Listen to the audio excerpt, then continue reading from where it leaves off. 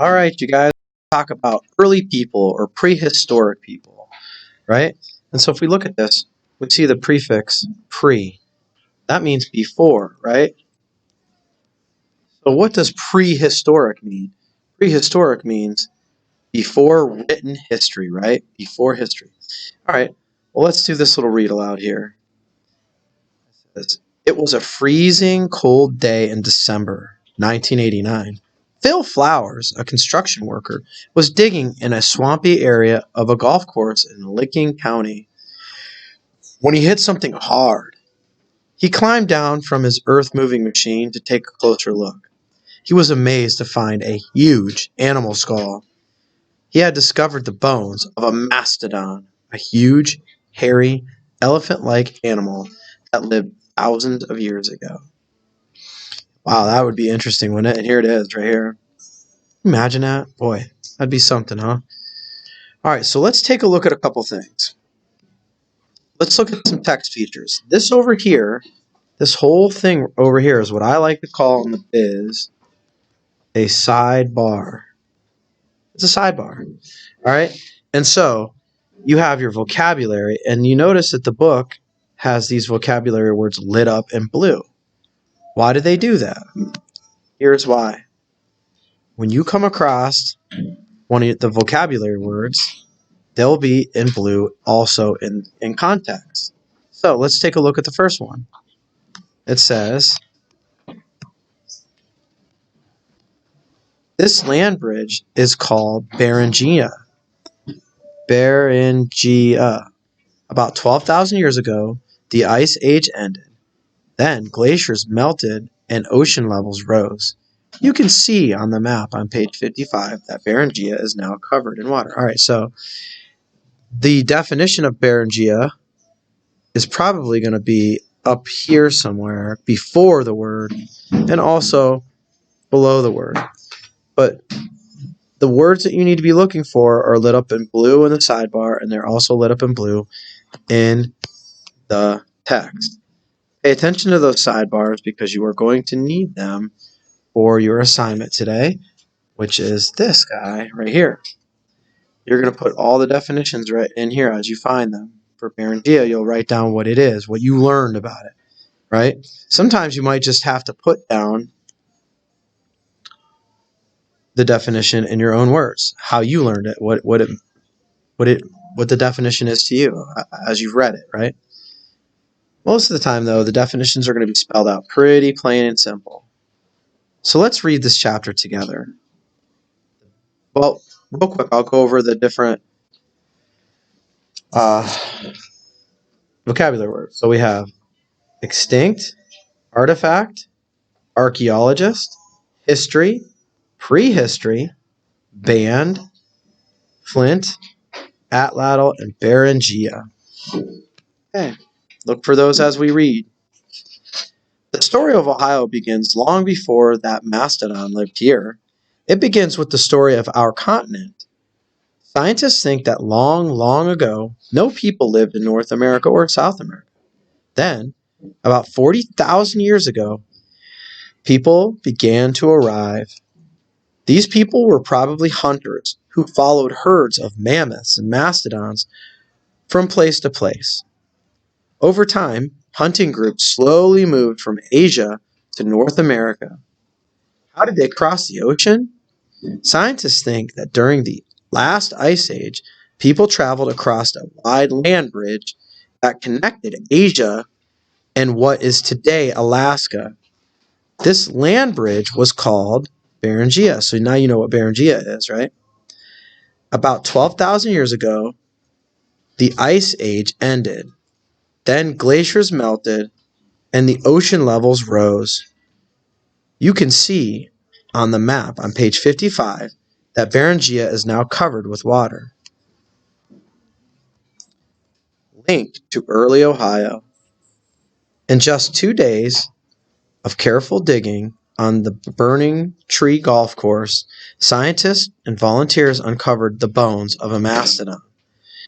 They even found the remains of a mastodon's last dinner, swamp plants, tucked inside its rib cage. That's amazing. Signs of humans.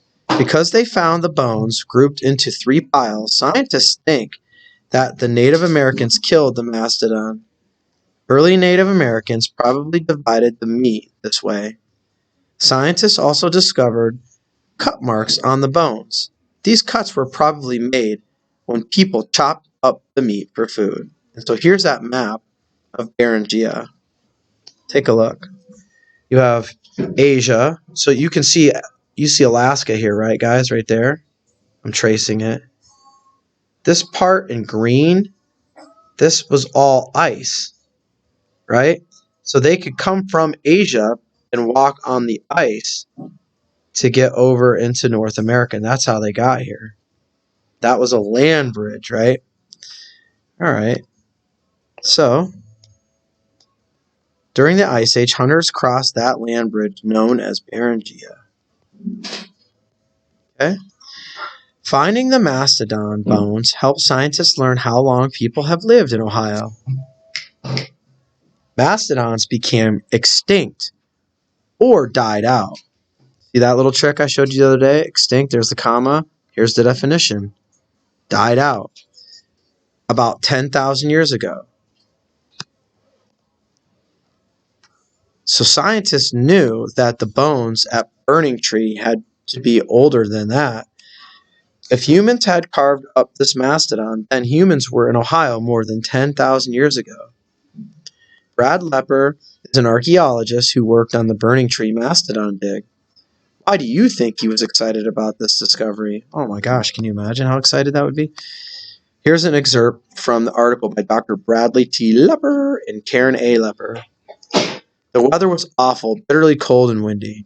The wet bones lay in a wet, black peat bog.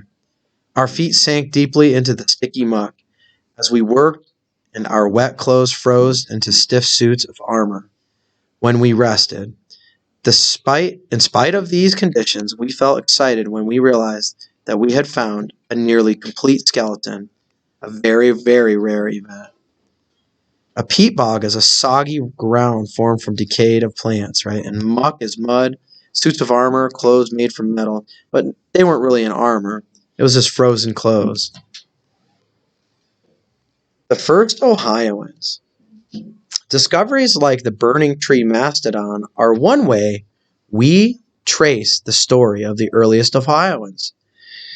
Pieces of tools, bones, broken pottery, jewelry, and even ancient trash give us clues about who lived many years ago. These objects used by people long ago are called artifacts, right? And see, that's above it, isn't it? It's even up here, right? Okay. Clues to the past.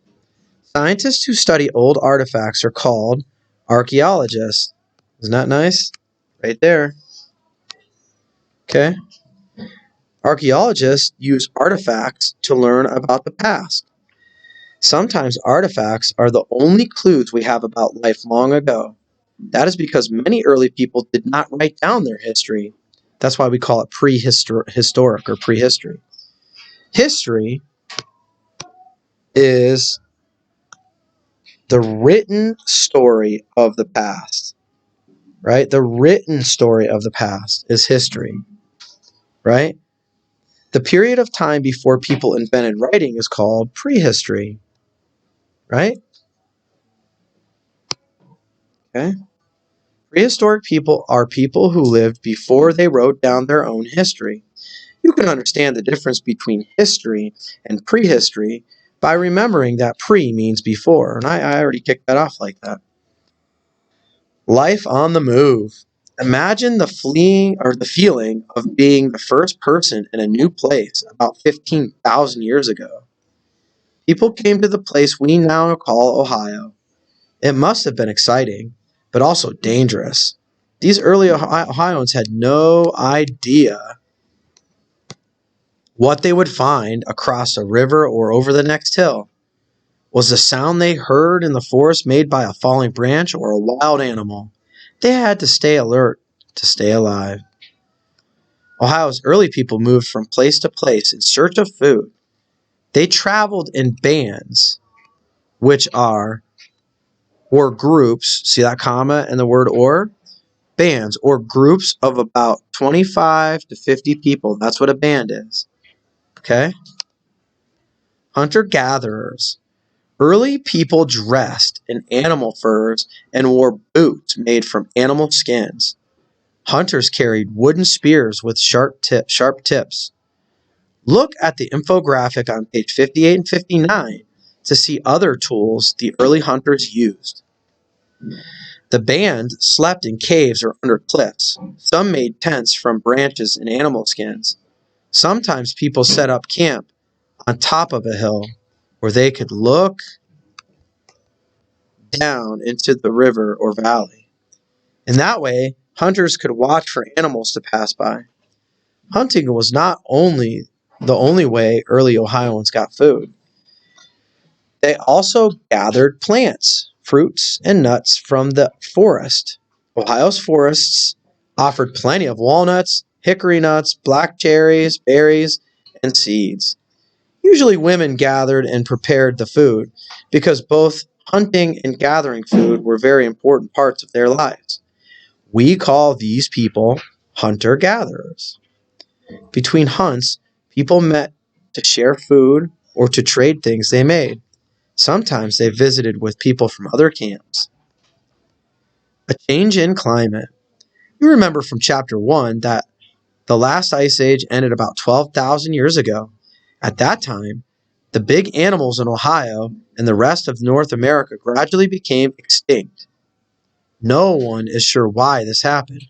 Perhaps as the weather grew warmer, the animals' food and water disappeared. Whatever the reasons, giant sloths, mastodons, mammoths, saber-toothed tigers, and many other large animals of the time died out. Interesting. How could hunters kill such a large animal with spears? Sometimes hunters yelled or waved animal skins in the air to make the herd run toward a cliff or steep riverbank. The animals would run until they fell over the side and became trapped or injured. This made them easy targets for the hunters' spears. Then the hunters carved up the meat and carried it away. Here's that infographic. And so take a look at some of these things. We have flint stones here, right? Early Ohioans used knives and choppers to scrape animal skins, right? They were hunters, man. They made axes and hammers too. And then here's the atlatl. Here's that lit up in blue for you. The atlatl was a special wooden stick. Hunters used the atlatl to throw a spear. This made the spear go farther and faster by throwing it by hand. See that thing there? That right there is the atlatl. See it? Interesting. Yep. Early Ohioans carved animal bone and antlers into tools, arrowheads, and fish hooks, and sewing needles. So they didn't waste any of the animals, did they? After the Ice Age, as the environment changed, people's lives changed too. People learned new ways to find food and shelter. They discovered new ways of doing things that made their lives easier. A new way of life. With the big animals gone, hunters began to catch smaller animals. Deer, bears, rabbits, squirrels, and wild turkeys lived in Ohio's forests. Hunters did not have to travel far to find food. Since they no longer hunted herds of big animals that moved from place to place, people did not need to move so often. On the other hand, smaller animals did not feed as many people as the big ones had. So other kinds of foods became more common, right? People gathered more plants, berries, nuts, and roots. They caught fish and turtles. Using nets, they collected freshwater clams from nearby waters. Life changed in other ways too. Some small animal hunters formed villages with as many as 100 to 150 people. They built homes from branches that they covered with clay. They twisted plant fibers into threads to weave baskets. For cooking, they heated stones over fires. Then they dropped the hot stones into baskets of water to make the water boil. The boiling water cooked the food. Super cool, right? To help them get by when food was hard to find, people thought of ways to store it. They made pots and baskets to hold extra food. To keep fish from spoiling, they smoked and dried it over slow burning fires. They buried grain in the ground to keep it dry. People began to trade with other groups in other places. In some very old villages, archaeologists have found artifacts made from materials that came from faraway places. In what is today Ohio, they have discovered tiny shells from the Atlantic Ocean and copper from Lake Superior. Early Ohioans probably learned a new skill from their Lake Superior trading partners. About 4,000 years ago, people here began making heads and ornaments from metal. In time, they learned to make metal tools. Why it matters. The early people of Ohio made good use of their resources around them. They discovered how to make tools, store food, and build sturdy homes. People all over the world still try to find better ways to use the land and resources around them. All right, there it is. Good chapter.